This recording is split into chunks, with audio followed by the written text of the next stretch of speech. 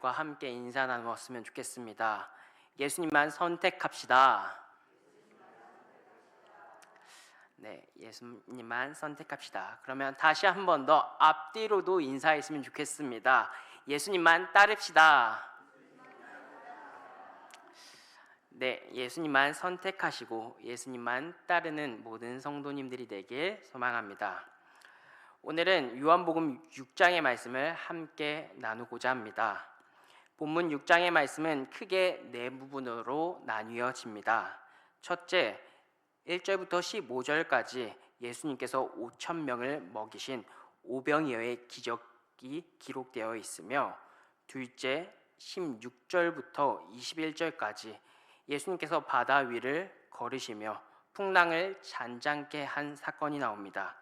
셋째로는 22절부터 59절까지 예수님께서 자신을 생명의 떡이라 소개하며 영생을 전하고 있는 말씀이 나옵니다.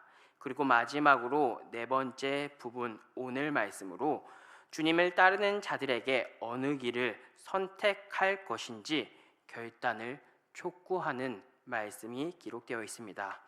오늘의 말씀을 통해 우리 모두가 예수님을 깨닫고 영생을 소망하는 제자로서 확신을 갖는 모두가 되길 소망합니다. 본문은 처음에 많은 무리에게 전해지다 점차 예수님의 제자들에게 초점이 맞춰지는 것을 알 수 있습니다. 살아있는 하늘의 떡이신 예수님은 영생을 주시기 위해 가르침을 전해 주셨지만 그 말씀은 매우 어려워 과연 누가 알아들을 수 있겠냐라는 비판과 수군거림이 나왔습니다. 특히 예수님께서 제자들의 마음 가운데 이런 혼란이 있음을 아시고 이렇게 물으셨습니다. 61절 말씀입니다. 예수께서 스스로 제자들이 이 말씀에 대하여 수군거리는 줄 아시고 이르시되 이 말씀이 너희에게 걸림돌이 되느냐라고요. 영생과 생명의 말씀으로 사람을 살리는 가르침을 예수님은 계속해서 전했습니다. 하지만 받는 사람들은 그 말씀이 어렵게 느껴졌고 결국 그 불만은 누가 알아들 수 있겠냐라는 수근거림으로 이어졌습니다. 예수님께서 이러한 수근거림을 들으시고 아시고 제자들에게 직접 생명을 살리는 이 말씀이 너희들에게도 걸림돌이 될 수 있겠냐라고 묻습니다. 성도님들 각자 자신 스스로에게 묻길 원합니다. 예수님을 따르는 것, 예수님을 쫓아 예수님이 보여주신 삶을 사는 것이 걸림돌이 되지 않으십니까? 혹시 다른 이들이 수근거림이 각자에게 있어서 올무가 되어 걸림돌이 되지 않으십니까? 사랑하는 성도님들, 예수님을 쫓는 것은 결코 올무가 될 수 없습니다. 왜냐하면 예수님께서 이미 63절에서 분명히 말씀해 주셨기 때문입니다. 살리는 것은 영이니 육은 무익하니라. 내가 너희에게 이른 말은 영이요 생명이라 라고요. 아무 근거도 없는 말씀이 아닌 예수님을 따르는 것은 영으로 우리를 살리는 것이요 우리의 생명이라고 말씀하시며 이미 우리에게 약속하신 바였습니다. 예수님은 예수님을 따르는 자들에게 여러 번 걸쳐 살게 하겠다고 약속하여 우리에게 말씀하셨습니다. 그 말씀이 여러 군데 기록되어 있는데 함께 합독해서 읽었으면 좋겠습니다. 39절, 40절, 44절, 54절 말씀입니다. 함께 읽겠습니다. 나를 보내신 이의 뜻은 내게 주신 자 중에 내가 하나도 잃어버리지 아니하고 마지막 날 다시 살리는 이것이니라. 내 아버지의 뜻은 아들을 보고 믿는 자마다 영생을 얻는 이것이니 마지막 날에 내가 이를 다시 살리리라 하시니라. 나를 보내신 아버지께서 이끌지 아니하시면 아무도 내게 올 수 없으니 오는 그를 내가 마지막 날에 다시 살리리라. 내 살을 먹고 내 피를 마시는 자는 영생을 가졌고 마지막 날에 내가 그를 다시 살리리니. 예수님은 오병이어 기적을 통해 이미 우리에게 살리는 기적을 보이셨습니다. 하늘에서 내려온 살아있는 떡이신 그분은 우리의 모든 필요를 채우시고 진짜 생명을 주시는 분임을 명확히 말씀해 주셨습니다.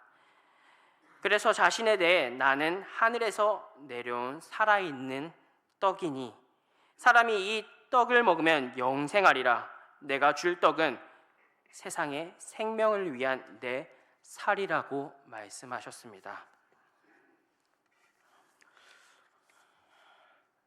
당시 많은 사람들은 병든 몸을 치유받기 위해 예수님께 나왔고 또 귀신 들린 자들은 치유를 받기 위해 예수님께 나왔습니다. 이 모든 것은 다 구전을 통해 입에서 입을 통해 들어서 예수님께 올 수 있었습니다. 그런데 현재 우리는 구전이 아닌 예수님을 믿고 따를 수 있는 근거와 징표를, 예수님의 놀라운 기적을 알게 해주셨습니다. 그 근거와 징표를 우리는 오늘 가지고 나온 성경을 통해 알 수 있습니다. 사랑하는 성도님들, 오늘 이 말씀을 갖고 이 말씀을 알고 깨달아 예수님을 바라보며 예수님의 징표를 바라보며 살 수 있는 우리가 되길 소망합니다. 그런데 이렇게 굳게 다짐하고 예수님을 믿겠다 확신하며 살아가지만 이 확신은 하루를, 아니 1시간을 넘지 못합니다. 어려움도 있고 힘든 일도 있고 상황이 여의치 않은 일들이 올 수 있기 때문입니다. 그 일들이 우리 앞에 놓이면 우리는 실망하고 주님을 바라보지 못할 때가 너무나도 많습니다. 입으로 전해진 그 말씀을 사람들은 믿으며 나왔는데 지금 우리는 예수님께서 말씀해 주셨던 기록하신 그 말씀을 믿지 못하며 살 때가 많습니다. 사랑하는 성도님, 그렇지만 우리는 주님을 끝까지 붙들며 나아가야 합니다. 왜냐하면 요한복음 6장 64절에서부터 67절 말씀에서 주님을 끝까지 붙드는 자들은 이렇게 하겠다고 주님께서 약속해 주셨습니다. 제가 읽겠습니다. 그러나 너희 중에 믿지 아니하는 자들이 있느니라 하시니 이는 예수께서 믿지 아니하는 자들이 누구며 자기를 팔 자가 누구인지 처음부터 아심이러라. 또 이르시되 그러므로 전에 너희에게 말하기를 내 아버지께서 오게 하여 주지 아니하시면 누구든지 내게 올 수 없다 하였노라 하시니라. 그때부터 그의 제자 중에서 많은 사람이 떠나가고 다시 그와 함께 다니지 아니하더라. 예수께서 12 제자에게 이르시되 너희도 가려느냐. 사람들은 누구나 실수합니다. 그 실수가 작고 사소한 것일 수 있고 때로는 매우 큰 실수로 치명적인 결과를 낳기도 합니다. 하지만 중요한 것은 그 실수를 미리 알고 준비한다면 그것은 더 이상 단순한 실수가 아니게 됩니다. 자신이 어디서 잘못했는지, 어떤 부분이 무슨 문제인지 정확히 안다면 그것은 실수가 아닌 우리에게 큰 기회가 됩니다. 예수님께서 제자들에게 모여있는 자리에서 이곳에 나를 믿지 않는 자, 또 나를 배반할 자가 있다고 말씀하셨습니다. 살아가는 제자의 배반을 미리 아셨던 쓰라린 상처일 수도 있지만 그 배반은 배반으로 끝나지 않고 후에 있는 구원의 완성으로 가는 길임을 우리는 알게 됩니다. 그렇게 예수님께서 전하는 쓰라린 제자들의 배반의 말씀이 우리에게 있어 확실한 지표이며 올바른 길로 인도하는 표지판과 같게 된다는 것입니다. 우리가 차를 타고 가다 보면 미끄러우니 도로주의, 노면 불량주의, 낙석주의 등과 같은 표지판을 볼 수 있습니다. 이런 표지판은 운전자들에게 이런 사고를 겪어봐라 라고 하는 뜻이 아닌 위험한 상황을 미리 조심하라는 경각심을 주기 위한 안내입니다. 마찬가지로 예수님의 제자 중 배반자가 있음을 미리 아신 것, 많은 이들이 영생의 깊은 말씀을 이해하지 못해 떠난 사건, 오히려 이런 가슴 아프고 힘든 사건은 오히려 가라지와 알곡을 분별을 할 수 있는 중요한 기회가 될 수 있었던 것입니다. 본문은 많은 사람이 떠나가고 다시 그와 함께 다니지 아니했다 말합니다. 모두가 떠나 예수님이 홀로 되셨다고 하지 않습니다. 비록 소수지만 소수는 남아 묵묵히 예수님의 곁을 지키며 함께 걸어간 이들이 있다고 말하고 있습니다. 사랑하는 성도님들, 저와 여러분들은 우리가 그 소수가 되어 생명이신 예수님을 따르며 주님의 뒤를 쫓는 모두가 되길 주님의 이름으로 소망합니다. 그렇게 예수님을 따르고 쫓는 자들을 향해 우리 주님께서 이렇게 하겠다고 약속하시며 위로해 주셨습니다. 요한복음 8장 12절 말씀과 요한복음 12장 35절 말씀입니다. 제가 읽겠습니다. 예수께서 또 말씀하여 이르시되 나는 세상의 빛이니 나를 따르는 자는 어둠에 다니지 아니하고 생명의 빛을 얻으리라. 예수께서 이르시되 아직 잠시 동안 빛이 너희 중에 있으니 빛이 있을 동안 다녀 어둠에 붙잡히지 않게 하라. 어둠에 다니는 자는 그 가는 곳을 알지 못하느니라 라고요. 예수님께서 예수 그리스도를 믿고 의지하며 걷는 자들에게 함께 하시며 어둠 속에 홀로 걷지 않게 하겠다고 약속하셨습니다. 예수님은 지키지 못할 약속을 하시는 분이 절대 아니십니다. 요한은 태초에 말씀이 계시니라. 이 말씀이 하나님과 함께 하심으로 이 말씀은 곧 하나님이라 하시며, 예수님은 삼위 하나님을 가리키고 삼위 하나님 중 성부 하나님은 이미 자신 백성을 구원하시겠다고 아브라함 때부터 신실하게 그들을 이끄시고 보호하시며 지금 유대인들 가운데 메시아 예수 그리스도를 보내주셨습니다. 사랑하는 성도님들, 그렇기에 우리는 예수 그리스도를 선택하는 일에 대해서 흔들림이 없길 바랍니다. 때론 예수 그리스도를 선택한 이 길이 외롭고 좁은 길이 될 수 있습니다. 예수님을 선택하고 믿음을 고백했는데 그것이 때로는 손해보는 것 같고 양보하고 돕고 베푸는 일이 될 수도 있으며, 이 일이 다른 사람들의 눈에는 이해되지 않을 수도 있는 일이 될 수 있습니다. 그러나 분명한 것은 주님께서 말씀하셨던 것, 예수님은 우리와 함께 하시며 우리를 붙들어 주신다고 약속해 주십니다.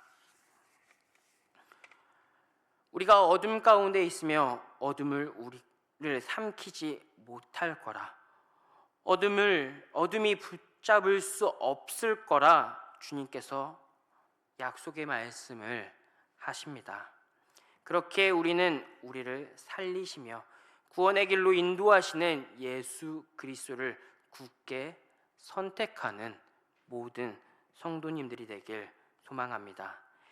마지막으로 요한복음 6장 68절에서부터 69절 베드로의 고백을 통해 예수님께서 우리를 살리신 분이라는 것을 깨닫고 알게 해주십니다.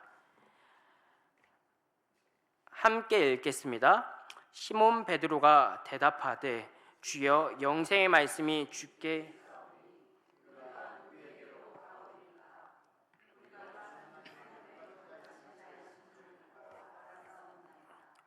예수님은 많은 사람들에게 생명을 주시기 위해 말씀을 전하셨습니다. 그 말씀은 사람들이 이해하기 어려워 수군거림으로 이어졌으며 그 수군거림이 잔잔한 제자들의 마음에 크게 요동치게 된 것을 주님께서 아시고 그들에게 너희가 걸림돌이 되겠냐라고 물으십니다. 주님께서 하늘로부터 온 생명의 떡인 것을 알게 하신 인자라고, 이 인자가 인자이신 주님께서 하늘에서부터 오셨다라는 것을 반문해서 이야기해 주셨습니다. 그러면서 예수님께서는 제자들에게 너희들은 어떤 길을 선택할 것이냐, 너희들은 예수 그리스도를 선택하고 나를 쫓을 것인지 돌아가는 그들을 쫓아갈 것인지 선택하라고 이 선택을 요구하십니다. 말씀을 하시며 사랑하는 제자 중에 배반할 것을 예언하신 후 너희들도 나를 따르라라고 이야기한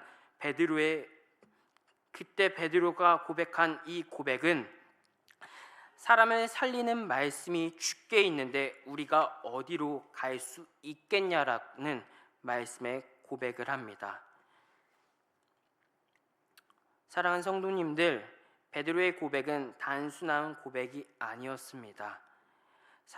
예수님께서 선택하라는 그 요구 가운데 베드로는 주님이 이곳에 있는데 내가 어디로 가냐라는, 사람을 살리는 분이 이곳에 있는데 어디로 가겠냐라는 확실한 믿음의 표현을 보여주고 있습니다.